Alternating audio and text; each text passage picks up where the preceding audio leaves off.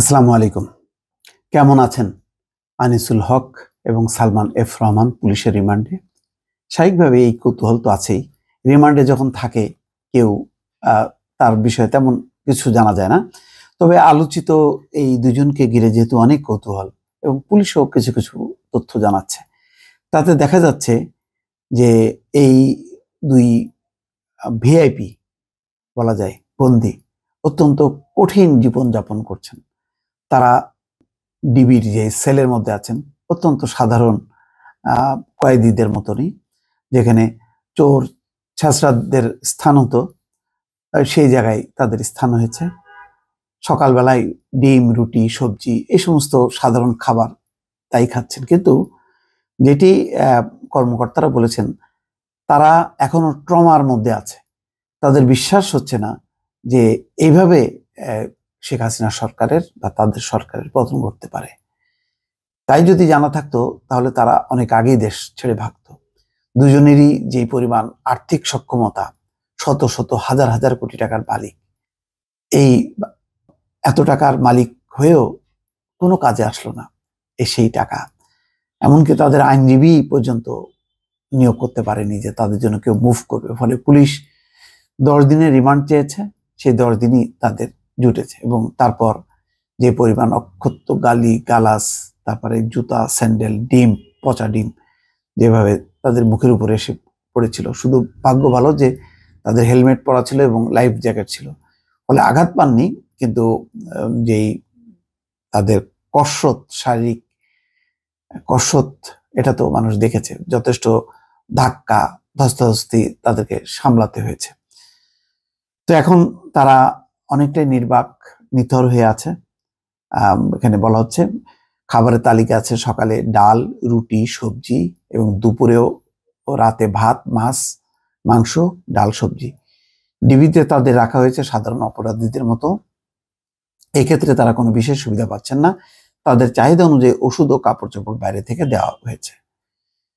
এখন তারা যেটি বলেছেন ইম্পর্টেন্ট হলো যে তাদেরকে যে মামলায় দেখানো হয়েছে এটা অজ্ঞাত আসামি, এটা কোনো মামলা না। তাদের যে মামলাগুলো যেটা হবে সালমান এফ রহমান, ব্যাংক লোপাট, শেয়ার বাজার, আনিসুল হকের যে কি পরিমাণ আইনগতভাবে নানা রকম যে নিম্ন আদালত, উচ্চ আদালতকে প্রভাবিত করা, কিভাবে সেই আইনকে উল্টিয়ে বেআইনি কাজ করেছে, সেই সমস্ত সংক্রান্ত মামলা হবে। আপাতত কোনো একটা অজ্ঞাত আসামি হিসেবে তাদেরকে দেখানো হয়েছে, নিউ মার্কেটের যে হত্যা মামলা। এখন তাদেরকে বলা হচ্ছে যে এই পরিস্থিতি কেন। তারা সরাসরি তারা দায়ী করেছেন, এই ঘটনার জন্য দায়ী আসাদুজ্জামান খান কামাল এবং ওবায়দুল কাদের।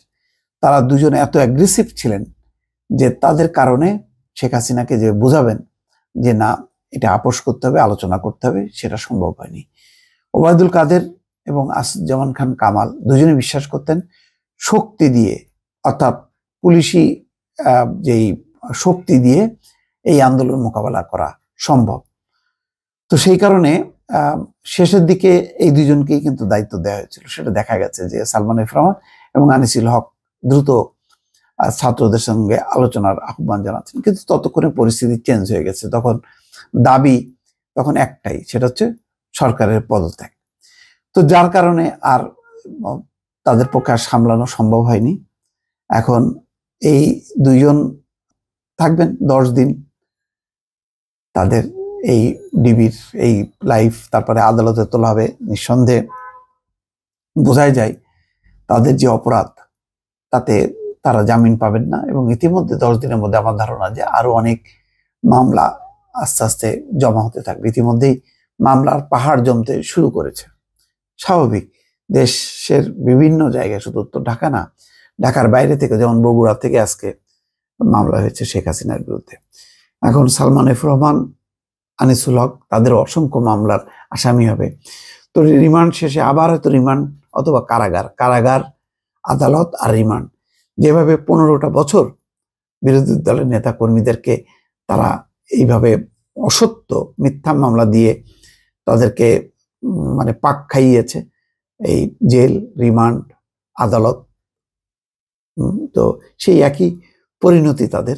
তবে তাদের ব্যাপারে যদি সঠিক তথ্য মামলা দিয়ে আইনগতভাবে বিচার হয়, সেটি হবে সঠিক। দর্শক ভালো থাকবেন। আল্লাহ হাফেজ।